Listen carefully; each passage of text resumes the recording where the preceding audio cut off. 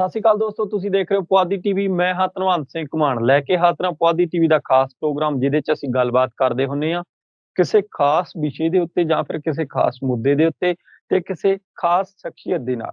ਸੋ ਅੱਜ ਫਿਰ ਗੱਲਬਾਤ ਕਰਾਂਗੇ ਡਾਕਟਰ ਸਾਹਿਬ ਨਾਲ, ਡਾਕਟਰ ਮਜੀਦ ਆਜ਼ਾਦ ਜੀ ਨਾਲ। ਤੇ ਅੱਜ ਦਾ ਜਿਹੜਾ ਵਿਸ਼ਾ ਰਹੂਗਾ ਉਹ ਤਰਕਸ਼ੀਲ ਦਾ ਰਹੂਗਾ।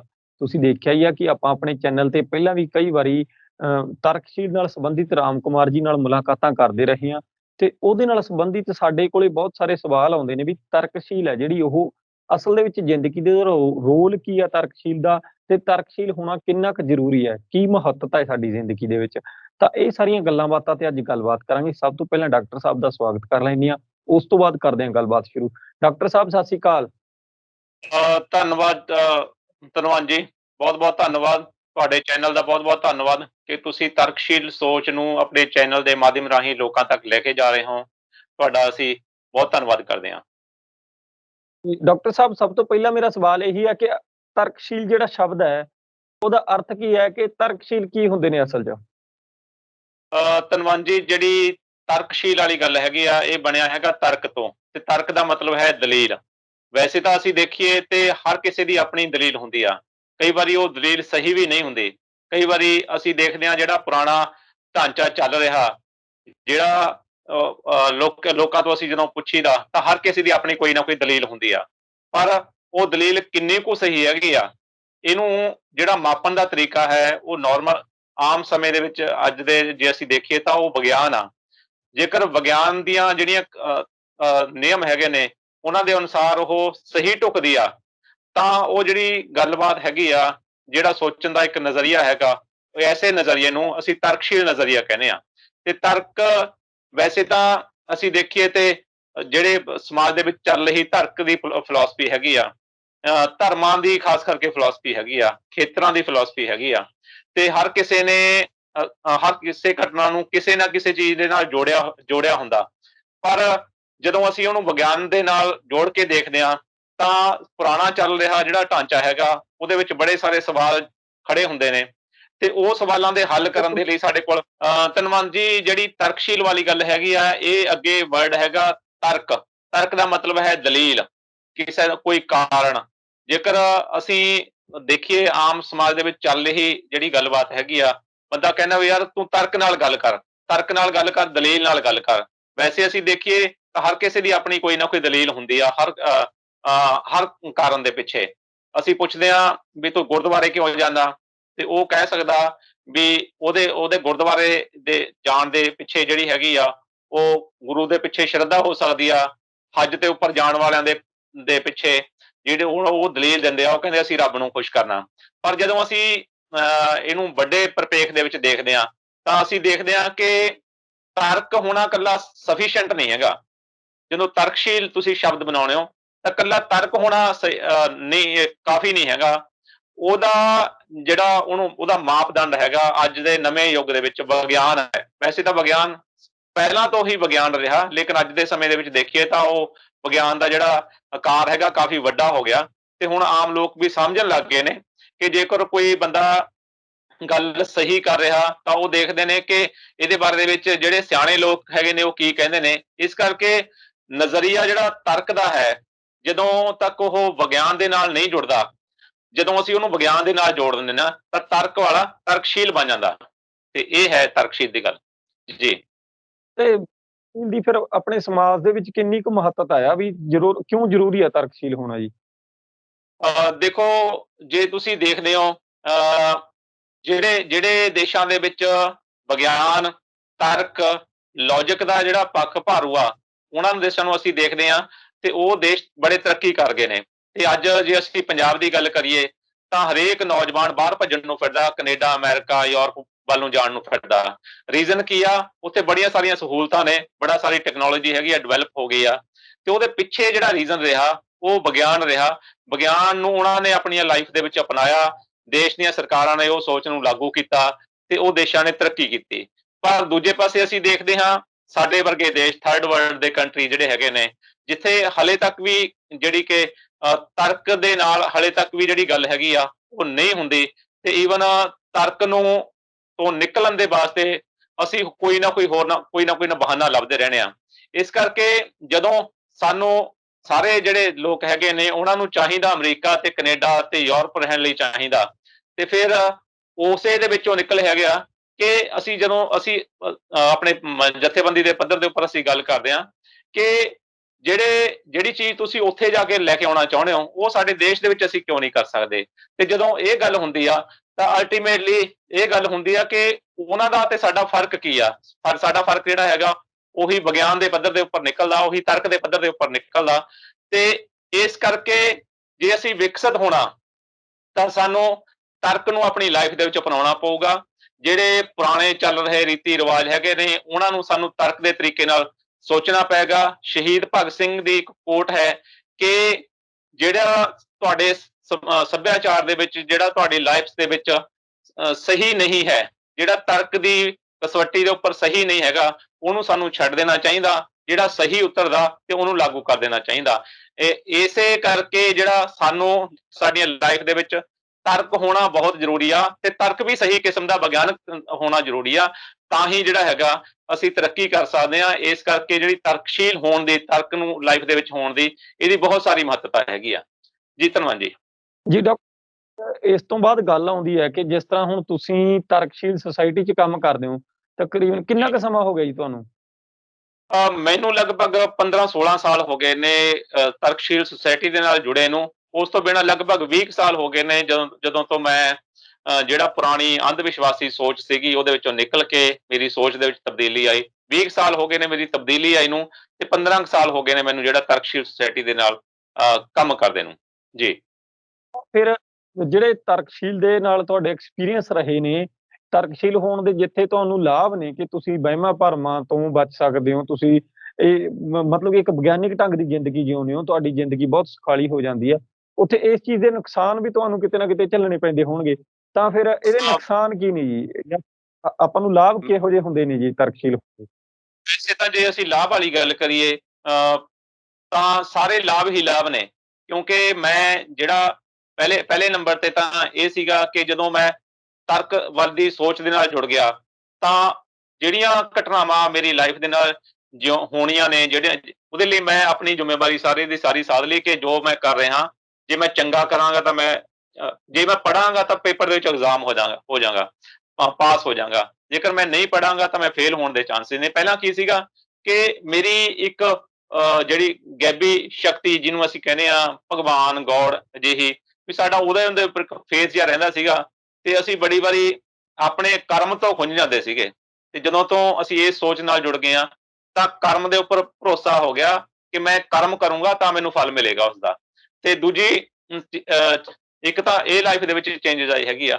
ਦੂਸਰੇ ਬੜਾ ਕੁਛ ਫਾਲਤੂ ਜਿਹੜਾ ਅਸੀਂ ਜਿਹੜੀ ਪੁਰਾਣੀ ਚੱਲੀ ਆ ਰਹੀ ਸੋਚ ਹੈਗੀ ਆ ਉਹਦੇ ਨਾਮ ਦੇ ਉੱਪਰ ਕਰਦੇ ਸੀਗੇ, ਜਿਹੜੇ ਚੜਾਵੇ ਨੇ, ਜਿਹੜੇ ਸਦਕੇ ਨੇ, ਜਿਹੜੇ ਉਹ ਕੀਤੇ ਜਾਂਦੇ ਸੀਗੇ ਜਿਨ੍ਹਾਂ ਦਾ ਕੋਈ ਲੌਜਿਕ ਨਹੀਂ ਸੀ। ਮੈਂ ਤੁਹਾਨੂੰ ਦੱਸਦਾ ਮੇਰੀ ਲਾਈਫ ਦੇ ਨਾਲ ਜੁੜੀ ਹੋਈ ਇੱਕ ਚੀਜ਼ ਉਹ ਸੀਗੀ ਵੀ ਸਾਡੇ ਘਰ ਦੇ ਵਿੱਚ ਇੱਕ ਰੀਤ ਚੱਲਦੀ ਸੀ ਵੀ ਜਦੋਂ ਕੋਈ ਨਵਾਂ ਪਸ਼ੂ ਸੂੰਦਾ ਸੀਗਾ, ਦੁੱਧ ਦਿੰਦਾ ਸੀ, ਤਾਂ ਉਹਦਾ ਪਹਿਲਾ ਦੁੱਧ ਜਾ ਕੇ ਮਜ਼ਾਰ ਦੇ ਉੱਪਰ ਪਾ ਕੇ ਆਉਂਦੇ ਸੀਗੇ। ਮੇਰੀ ਮਾਂ ਸਾਨੂੰ ਭੇਜਦੀ ਸੀ ਡੋਲੂ ਦੇ ਵਿੱਚ ਦੁੱਧ ਪਾ ਕੇ। ਲੇਕਿਨ ਜਦੋਂ ਤੋਂ ਮੈਂ ਇਹ ਸੋਚ ਦੇ ਵਿੱਚ ਤਬਦੀਲੀ ਆਈ ਤੇ ਮੈਂ ਦੇਖਿਆ ਵੀ ਇਹ ਜਿਹੜਾ ਅਸੀਂ ਦੁੱਧ ਉੱਥੇ ਭੇਜਦੇ ਹਾਂ, ਉੱਥੇ ਅਸੀਂ ਮਜ਼ਾਰ ਦੇ ਉੱਪਰ ਪਾ ਦਿੰਦੇ ਹਾਂ ਤੇ ਉੱਥੇ ਉਹ ਦੁੱਧ ਵੇਸਟ ਹੋ ਜਾਂਦਾ, ਜਦ ਕਿ ਦੁੱਧ ਵੇਸਟ ਕਰਨ ਵਾਲੀ ਚੀਜ਼ ਨਹੀਂ ਹੈਗੀ, ਉਹਨੂੰ ਕਿਸੇ ਦੇ ਮੂੰਹ ਦੇ ਵਿੱਚ ਜਾਣਾ ਚਾਹੀਦਾ। ਇਹ ਜਿਹੜਾ ਵੇਸਟੇਜ ਸੀਗਾ ਸਾਡਾ, ਇਹ ਵੇਸਟੇਜ ਰੁਕ ਗਿਆ। ਇਸੇ ਤਰੀਕੇ ਨਾਲ ਹੋਰ ਬੜੀਆਂ ਸਾਰੀਆਂ ਅੰਧ ਵਿਸ਼ਵਾਸੀ ਰਸਮਾਂ ਤਿਉਹਾਰਾਂ ਦੇ ਰੂਪ ਦੇ ਵਿੱਚ, ਫੈਸਟੀਵਲ ਦੇ ਰੂਪ ਦੇ ਵਿੱਚ ਜਿਹੜੀਆਂ ਅਸੀਂ ਉਲੀਕੀਆਂ ਹੋਈਆਂ ਨੇ, ਉਹਨਾਂ ਤੋਂ ਛੁਟਕਾਰਾ ਮਿਲ ਗਿਆ। ਮੇਰੇ ਬਹੁਤ ਸਾਰੇ ਪੈਸੇ ਬਚ ਗਏ, ਮੇਰਾ ਬਹੁਤ ਸਾਰਾ ਸਮਾਂ ਬਚ ਗਿਆ, ਤੇ ਦੂਜਾ ਮੈਂ ਆਪਣੀ ਜ਼ਿੰਦਗੀ ਦੇ ਲਈ ਜ਼ਿੰਮੇਵਾਰੀ ਸਾਧ ਲਈ ਤੇ ਉਸ ਦੇ ਰਸਤੇ ਦੇ ਉੱਪਰ ਤੁਰ ਪਿਆ। ਇਹ ਜਿਹੜੇ ਸਾਰੇ ਹੈਗੇ ਨੇ ਇਹਦੇ ਮੈਨੂੰ ਫਾਇਦੇ ਹੋਏ ਆ। ਨੁਕਸਾਨ ਵਾਲੀ ਗੱਲ ਆ, ਨੁਕਸਾਨ ਨੂੰ ਜੇਕਰ ਅਸੀਂ ਦੇਖੀਏ ਤਾਂ ਤਰਕ ਦੇ ਉੱਪਰ ਚੱਲਣ ਦਾ ਓਨਾ ਕੇ ਨੁਕਸਾਨ ਆ ਜਿੰਨਾ ਕਿ ਇੱਕ ਸਹੀ ਸੋਚ ਦੇ ਉੱਪਰ ਚੱਲਣ ਦਾ ਨੁਕਸਾਨ ਆ।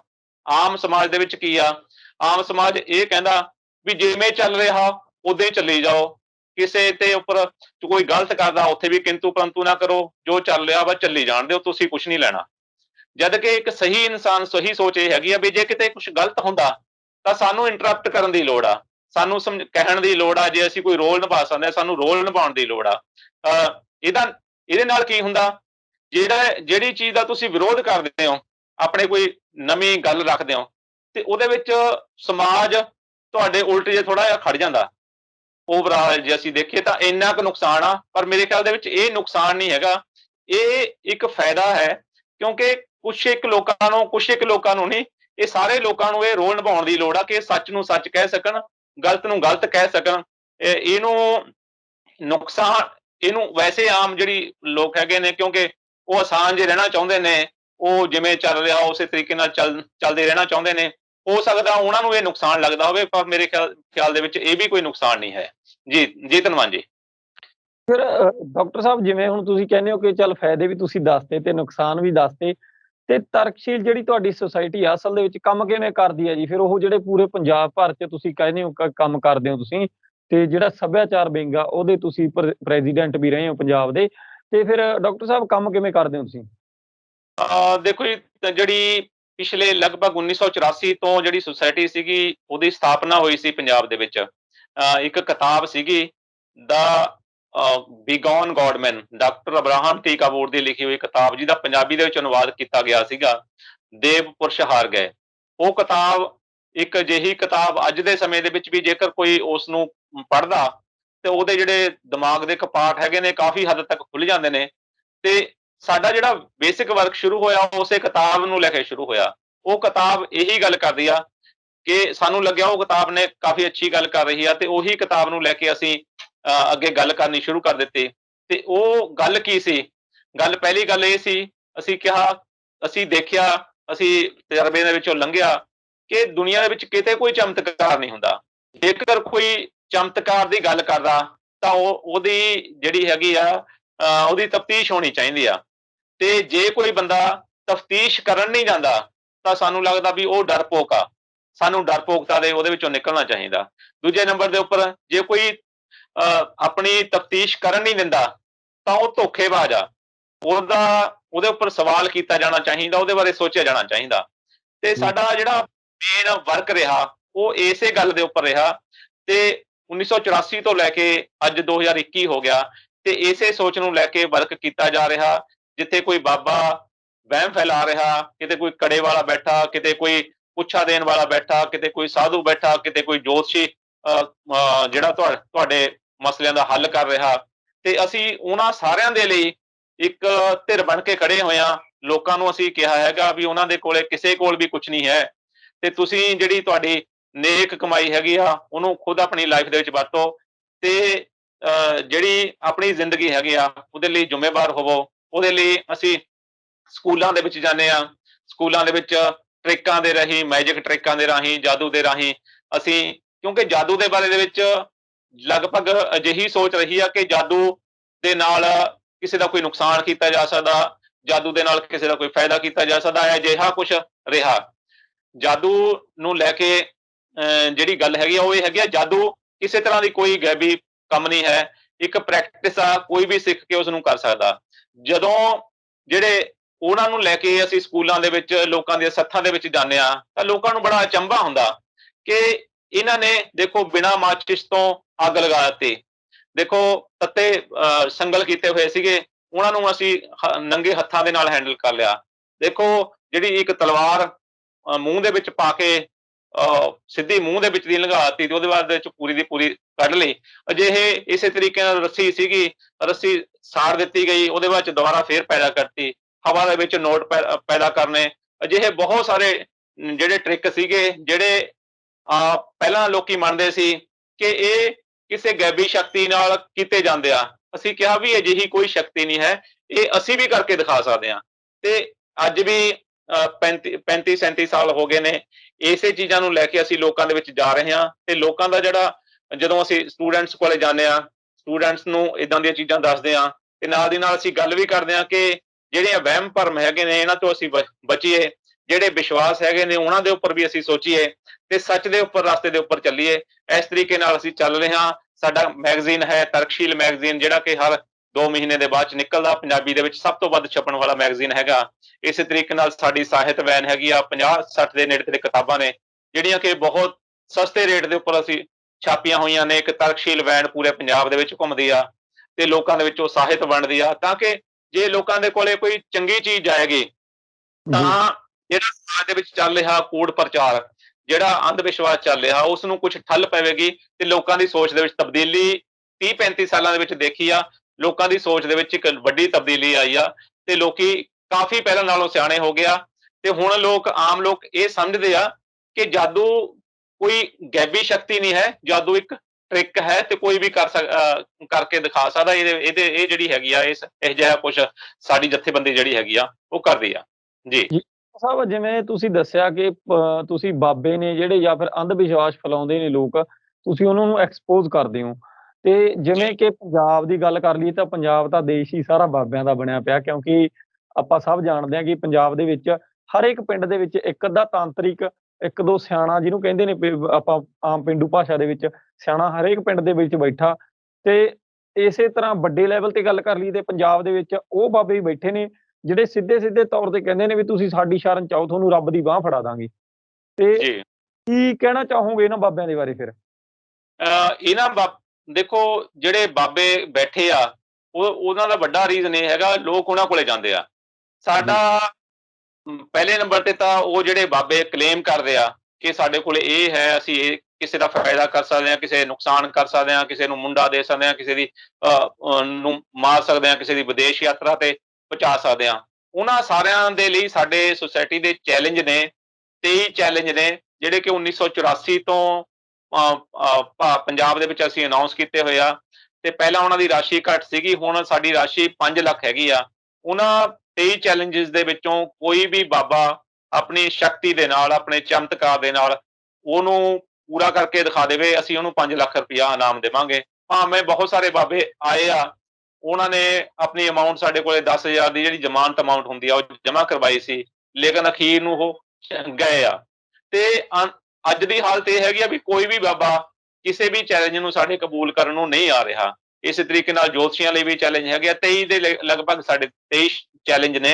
ਇਹਨਾਂ ਵਿੱਚੋਂ ਕੋਈ ਵੀ ਜਿਹੜਾ ਚੈਲੰਜ ਹੈਗਾ, ਇੱਕ ਸਾਡਾ ਚੈਲੰਜ ਬੜਾ ਆਸਾਨ ਜਿਹਾ ਹੈ ਕਿ ਅਸੀਂ, ਕੁਛ ਲੋਕ ਕਹਿੰਦੇ ਨੇ ਵੀ ਅਸੀਂ ਕਿਸੇ ਦਾ ਭਵਿੱਖ ਦੱਸ ਸਕਦੇ ਹਾਂ।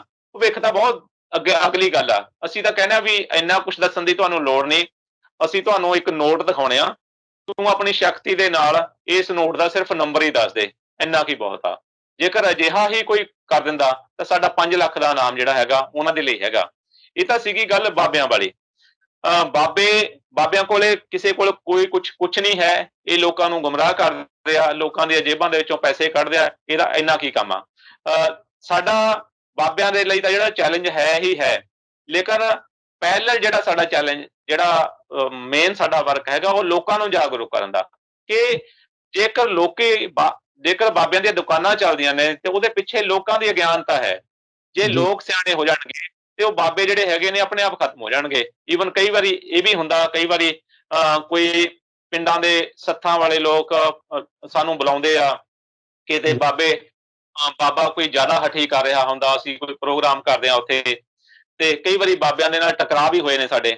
ਤੇ ਉੱਥੇ ਗੱਲ ਇਹੀ ਨਿਕਲ ਕੇ ਆਉਂਦੀ ਆ ਕਿ ਉਹ ਬਾਬਾ ਇਹ ਕਹਿੰਦਾ ਵੀ ਮੈਂ ਕਿਸੇ ਨੂੰ ਬੁਲਾਉਣ ਤਾਂ ਜਾਂਦਾ ਨਹੀਂ, ਲੋਕ ਸਾਡੇ ਕੋਲੇ ਖੁਦ ਆਉਂਦੇ ਨੇ, ਲੋਕ ਸਾਡੇ ਕੋਲੇ ਨਾ ਆਇਆ ਕਰਨ ਤੇ ਮੈਨੂੰ ਤਾਂ ਕੋਈ ਦਿੱਕਤ ਨਹੀਂ। ਇਸ ਕਰਕੇ ਅਸੀਂ ਇੰਨਾ ਕੀ ਹੀ ਦੇਖਿਆ ਕਿ ਲੇਕਰ ਸਾਡਾ ਮੇਨ ਜਿਹੜਾ ਵਰਕ ਹੈਗਾ ਲੋਕਾਂ ਨੂੰ ਜਾਗਰੂਕ ਕਰਨ ਦਾ ਹੈ।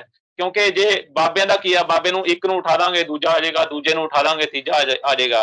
ਅਲਟੀਮੇਟਲੀ ਬਾਬੇ ਤਾਂ ਸਾਡੀ ਸੋਚ ਨੂੰ ਜਿਹੜਾ ਹੈਗਾ ਐਕਸਪਲੋਇਟ ਕਰਦੇ ਆ, ਸਾਡਾ ਸ਼ੋਸ਼ਣ ਕਰਦੇ ਆ, ਹੋਰ ਕੁਛ ਨਹੀਂ। ਸਾਡਾ ਜਿਹੜਾ ਮੇਨ ਕੰਮ ਹੈ ਲੋਕਾਂ ਨੂੰ ਜਾਗਰੂਕ ਕਰਨ ਦਾ ਕਿ ਉਹ ਆਪਣੀ ਜਿਹੜੀ ਨੇਕ ਕਮਾਈ ਹੈਗੀ, ਆਪਣੀ ਜੇਬਾਂ ਦੇ ਵਿੱਚ ਪਾਉਣ, ਆਪਣੀ ਜਿਹੜੀ ਜ਼ਿੰਦਗੀ ਹੈਗੀ ਆ ਉਹਦੇ ਲਈ ਜ਼ਿੰਮੇਵਾਰੀ ਲੈਣ ਤੇ ਦੇਸ਼ ਅਤੇ ਸਮਾਜ ਨੂੰ ਜਿਹੜਾ ਹੈਗਾ ਤਾਂ ਕਿ ਅਸੀਂ ਹੋਰ ਸੋਹਣਾ ਬਣਾ ਸਕੀਏ। ਜੀ ਧੰਨਵਾਦ ਜੀ। ਜਾਂਦੇ ਜਾਂਦੇ ਇੱਕ ਦਰਸ਼ਕਾਂ ਨੂੰ ਸਾਡਿਆਂ ਨੂੰ ਕੀ ਸੁਨੇਹਾ ਦੇਣਾ ਚਾਹੋਗੇ? ਤੁਸੀਂ ਤਰਕਸ਼ੀਲ ਇੱਕ ਸੋਚ ਵਜੋਂ ਜਾਂ ਫਿਰ ਇੱਕ ਤਰਕਸ਼ੀਲ ਹੋਣ ਦੇ ਵਜੋਂ ਤੁਸੀਂ ਕਿ ਕਿਸ ਤਰ੍ਹਾਂ ਦੀ ਜਿਹੜੀ ਜ਼ਿੰਦਗੀ ਆ ਸਾਨੂੰ ਜਿਉਣੀ ਚਾਹੀਦੀ ਆ, ਤੁਹਾਡੇ ਵੱਲੋਂ ਸਾਡੇ ਦਰਸ਼ਕਾਂ ਲਈ ਕੀ ਸੁਨੇਹਾ ਹੈ? ਮੇਰਾ ਸਾਡੀ ਸੁਸਾਇਟੀ ਦਾ ਜੋ ਸੁਨੇਹਾ ਹੈ, ਮੇਰਾ ਵੀ ਸੁਨੇਹਾ ਇਹੀ ਹੈ ਕਿ ਅਸੀਂ ਆਪਣੀਆਂ ਜ਼ਿੰਦਗੀਆਂ ਦੇ ਵਿੱਚ ਤਰਕ ਨੂੰ, ਦਲੀਲ ਨੂੰ, ਵਿਗਿਆਨਕ ਸੋਚ ਨੂੰ ਆਪਣੀ ਲਾਈਫ ਦੇ ਵਿੱਚ ਲਾਗੂ ਕਰੀਏ। ਇਹਦੇ ਨਾਲ ਸਾਡੀਆਂ ਜ਼ਿੰਦਗੀਆਂ ਜਿਹੜੀਆਂ ਹੈਗੀਆਂ ਨੇ ਹੋਰ ਸੁਖਾਲੀਆਂ ਹੋ ਸਕਦੀਆਂ।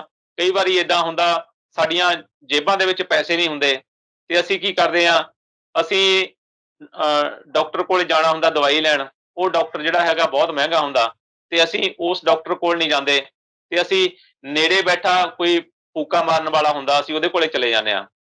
ਤੇ ਬੜੀਆਂ ਸਾਰੀਆਂ ਬਿਮਾਰੀਆਂ ਹੁੰਦੀਆਂ ਨੇ ਜਿਹੜੀਆਂ ਕਿ ਬਾਡੀ ਨੇ ਆਪਣੇ ਆਪ ਕਰ ਲੈਣੀਆਂ ਹੁੰਦੀਆਂ ਨੇ ਕਵਰ।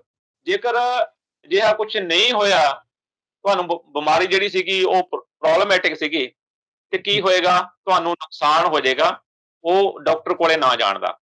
ਇਸ ਜੀ, ਕਰਕੇ ਅਸੀਂ ਸ਼ੁਰੂ ਤੋਂ ਇਹੀ ਕਹਿਣਾ ਚਾਹਾਂਗੇ ਕਿ ਤੁਸੀਂ ਜਿਹੜਾ ਵਿਗਿਆਨ ਦਾ ਜੋ ਸਹੀ ਦਲੀਲ ਦਾ ਰਸਤਾ ਹੈਗਾ, ਉਸ ਦਲੀਲ ਦੇ ਰਸਤੇ ਦੇ ਉੱਪਰ ਚੱਲੀਏ, ਤਾਂ ਕਿ ਜਿਹੜੀ ਤੁਹਾਡੀ ਲੁੱਟ ਹੁੰਦੀ ਹੈਗੀ ਆ ਅੰਧ ਵਿਸ਼ਵਾਸ ਦੇ ਨਾਂ ਦੇ ਉੱਪਰ, ਉਹ ਲੁੱਟ ਹੋ ਸਕੇ। ਇਹਦੇ ਨਾਲ ਹੀ ਮੈਂ ਸਾਰੇ ਦਰਸ਼ਕਾਂ ਨੂੰ ਸੱਦਾ ਦਿੰਦਾ ਕਿ ਸਾਡਾ ਇੱਕ ਮੈਗਜ਼ੀਨ ਤਰਕਸ਼ੀਲ ਮੈਗਜ਼ੀਨ ਹੈਗਾ, ਜਿਹਦਾ 100 ਰੁਪਏ ਚੰਦਾ ਹੈ ਸਿਰਫ, ਉਹ ਆਪਣੇ ਘਰਾਂ ਦੇ ਵਿੱਚ ਲਗਵਾਓ। ਉਹਦੇ ਰਾਹੀਂ ਕੁਛ ਨਾ ਕੁਛ ਸੋਚ ਜਿਹੜੀ ਹੈਗੀ ਆ ਤੁਹਾਡੇ ਤੱਕ ਪਹੁੰਚਦੀ ਰਹੇਗੀ। ਉਸ ਤੋਂ ਬਿਨਾਂ YouTube ਦੇ ਵਿੱਚ ਉੱਪਰ ਵੀ ਸਾਡਾ ਸੋਸ਼ਲ ਮੀਡੀਆ ਦੇ ਉੱਪਰ ਤਰਕਸ਼ੀਲ ਟੀਵੀ ਨਾਂ ਦਾ ਇੱਕ ਚੈਨਲ ਹੈ, ਜਿਹਦੇ ਜੀ, ਉੱਪਰ ਵੱਖ-ਵੱਖ ਥਾਵਾਂ ਦੀਆਂ ਜਿਹੜੀਆਂ ਖਬਰਾਂ ਹੈਗੀਆਂ ਨੇ, ਜਿਹੜੀਆਂ ਵਿਗਿਆਨ ਨਾਲ ਤੁਹਾਡੀਆਂ ਲਾਈਫ ਦੇ ਨਾਲ ਜੁੜੀਆਂ ਹੋਈਆਂ ਹੈਗੀਆਂ ਨੇ, ਉਹ ਸਾਡੀਆਂ ਆਉਂਦੀਆਂ ਰਹਿੰਦੀਆਂ ਹੈਗੀਆਂ। ਤੇ ਆਪਣੀ ਲਾਈਫ ਦੇ ਵਿੱਚ ਤਾਂ ਜਿਹੜੀ ਹੈਗਾ ਵਿਗਿਆਨ ਨੂੰ ਅਸੀਂ ਅਪਣਾਈਏ ਤੇ ਆਪਣੀ ਜ਼ਿੰਦਗੀ ਨੂੰ ਹੋਰ ਸੁਖਾਲਾ ਕਰੀਏ। ਧੰਨਵਾਦ ਜੀ। ਜਿਹੜਾ ਇੱਕ ਹੋਰ ਫਾਇਦਾ ਵਿਗਿਆਨ ਦਾ ਹੈ, ਉਹ ਇਹ ਹੈ ਕਿ ਅੱਜ ਦੇ ਸਮੇਂ ਦੇ ਵਿੱਚ ਜੇ ਤੁਸੀਂ ਦੇਖੀਏ ਤਾਂ ਜਿਹੜੀ ਜੌਬ ਇੰਡਸਟਰੀ ਹੈਗੀ ਆ, ਤੇ ਜੀ, ਉਸ ਜੌਬ ਇੰਡਸਟਰੀ ਦੇ ਵਿੱਚ ਜੇਕਰ ਤੁਸੀਂ ਕੋਈ ਧਾਗੇ ਪਾਏ ਹੋਏ ਨੇ, ਕੋਈ ਤਬੀਤ ਲਗਾਏ ਹੋਏ ਨੇ, ਕੋਈ ਟੋਪੀ ਪਹਿਨੀ ਹੋਈ ਆ, ਕੋਈ ਪਗੜੀ ਪਹਿਨੀ ਹੋਈ ਆ, ਤਾਂ ਹੋ ਜੀ, ਸਕਦਾ ਜਿਹੜੀਆਂ ਮਾਰਕੀਟਿੰਗ ਜਿਹੜੀਆਂ ਕੰਪਨੀ ਦੇ ਵਿੱਚ ਤੁਸੀਂ ਜਾਣਾ ਹੈ, ਉਹ ਤੁਹਾਨੂੰ ਜੌਬ ਨਾ ਦੇਵੇ। ਇਸ ਕਰਕੇ ਜੇ ਤੁਹਾਡੀ ਸੋਚ ਕਿਸੇ ਖਾਸ ਕਿਸਮ ਦੀ ਹੈ, ਤਾਂ ਹੋ ਸਕਦਾ ਉਹ ਤੁਹਾਨੂੰ ਜੌਬ ਨਾ ਦੇਵੇ। ਜੀ। ਜੇਕਰ ਤੁਹਾਡੀ ਸੋਚ ਵਿਗਿਆਨਕ ਹੋਏਗੀ, ਤਾਂ ਤੁਹਾਨੂੰ ਜੌਬਸ ਜਿਹੜੀਆਂ ਹੈਗੀਆਂ ਨੇ ਜ਼ਿਆਦਾ ਮਿਲਣਗੀਆਂ। ਇਹ ਅਸੀਂ ਮਾਰਕੀਟ ਦੇ ਵਿੱਚੋਂ ਦੇਖਦੇ ਹਾਂ। ਡਾਕਟਰ ਸਾਹਿਬ, ਤੁਸੀਂ ਸਾਡੇ ਨਾਲ ਜੁੜੇ ਤੇ ਸਾਨੂੰ ਵਿਗਿਆਨਕ ਢੰਗ ਨਾਲ ਜ਼ਿੰਦਗੀ ਜਿਉਣ ਦਾ ਢੰਗ ਦੱਸਿਆ ਕਿ ਕਿਸ ਤਰ੍ਹਾਂ ਜਿਹੜੀ ਤਰਕਸ਼ੀਲ ਸੁਸਾਇਟੀ ਆ ਉਹ ਕੰਮ ਕਰਦੀ ਹੈ ਤੇ ਸਾਨੂੰ ਵੀ ਜਿਹੜੀ ਤਰਕਸ਼ੀਲ ਸੋਚ ਹੈ ਉਹ ਅਪਣਾਉਣੀ ਚਾਹੀਦੀ ਆ। ਤੁਹਾਡਾ ਸਾਡੇ ਨਾਲ ਜੁੜਨ ਲਈ ਬਹੁਤ-ਬਹੁਤ ਧੰਨਵਾਦ ਡਾਕਟਰ ਸਾਹਿਬ। ਸ਼ੁਕਰੀਆ ਜੀ। ਜੀ, ਦੋਸਤੋ ਤਾਂ ਇਹ ਸੀ ਡਾਕਟਰ ਮਜੀਦ ਆਜ਼ਾਦ ਜੀ, ਜਿਨ੍ਹਾਂ ਨੇ ਆਪਾਂ ਨੂੰ ਤਰਕਸ਼ੀਲ ਦੇ ਸ਼ਬਦਾਂ ਦਾ ਅਰਥ ਵੀ ਸਮਝਾਇਆ ਤੇ ਤਰਕਸ਼ੀਲ ਸੁਸਾਇਟੀ ਕੰਮ ਕਿਵੇਂ ਕਰਦੀ ਆ। ਇਹ ਸਾਰੀਆਂ ਗੱਲਾਂ ਦੱਸੀਆਂ ਤੇ ਸਾਨੂੰ ਵੀ ਤਰਕਸ਼ੀਲ ਹੋਣ ਲਈ ਪ੍ਰੇਰਿਆ। ਤੇ ਤੁਹਾਨੂੰ ਜਿਹੜੀ ਅੱਜ ਦੀ ਇਹ ਮੁਲਾਕਾਤ ਕਿਵੇਂ ਲੱਗੀ, ਤੁਸੀਂ ਆਪਣੇ ਸੁਝਾਅ ਜਿਹੜੇ ਕਮੈਂਟ ਬਾਕਸ 'ਚ ਦੇਣੇ ਨਾ ਭੁੱਲਿਓ। ਜੁੜੇ ਰਹੋ ਪੁਆਧੀ ਟੀਵੀ ਦੇ ਨਾਲ। ਸਤਿ ਸ੍ਰੀ ਅਕਾਲ।